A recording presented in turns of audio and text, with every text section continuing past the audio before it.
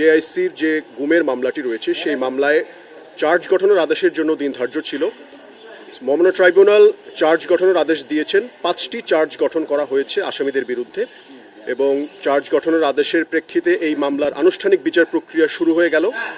আগামী 19 জানুয়ারি প্রথম সাক্ষ্য গ্রহণের মাধ্যমে এই মামলার বিচার প্রক্রিয়া শুরু হতে যাচ্ছে। এটি ছিল আমাদের আজকের চার্জ গঠনের মূল বিষয়।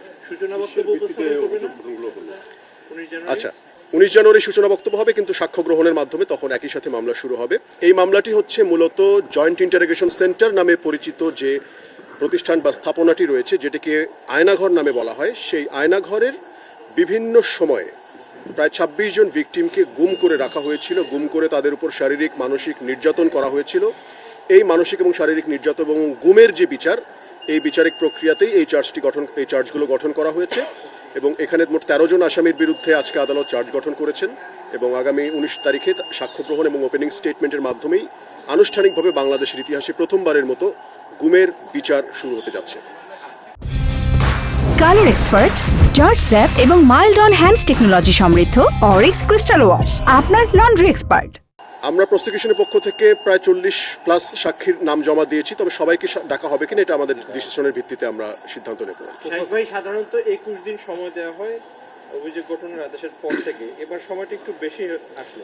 আসামি পক্ষ আবেদন করেছিলেন মূলত 2 মাস সময়ের জন্য এবং সার্বিক বিবেচনায় তারা যেহেতু বলেছেন যে এটি কমপ্লেক্স একটি মামলা এবং এই মামলার সাথে আসলে অনেক ধরনের বিষয় জড়িত আছে, তো সার্বিক বিবেচনায় ট্রাইব্যুনাল তাদেরকে 4 সপ্তাহের সময় দিয়েছেন এবং এর ভিত্তিতেই ডেটটা গঠিত হয়েছে।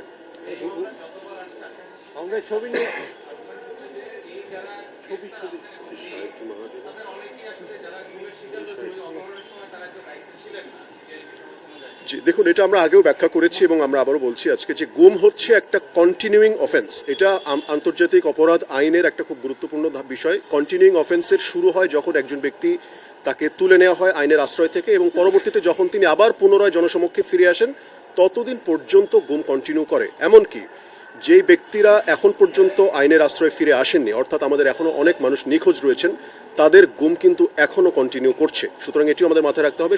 এই বিষয়টা কন্টিনিউইং অফেন্স হিসেবে অপহরণকালীন সময় আমি ছিলাম কি ছিলাম সেটি বিবেচ্য নয়, বরং এই যে টোটাল প্রক্রিয়া এর মধ্যে কোনো একটি সময় যদি আসামির কোনো ধরনের কন্ট্রিবিউশন থেকে থাকে তাহলে তিনি এর জন্য লায়াবল হবেন এবং সেই ভিত্তিতেই আমাদের চার্জগুলো এবং অভিযোগগুলো আনা হয়েছে এবং আদালতও সেই ভিত্তিতেই অভিযোগ গঠন করেছেন। অব্যাহতির আবেদনটা খারিজ করলো কোন যুক্তিতে?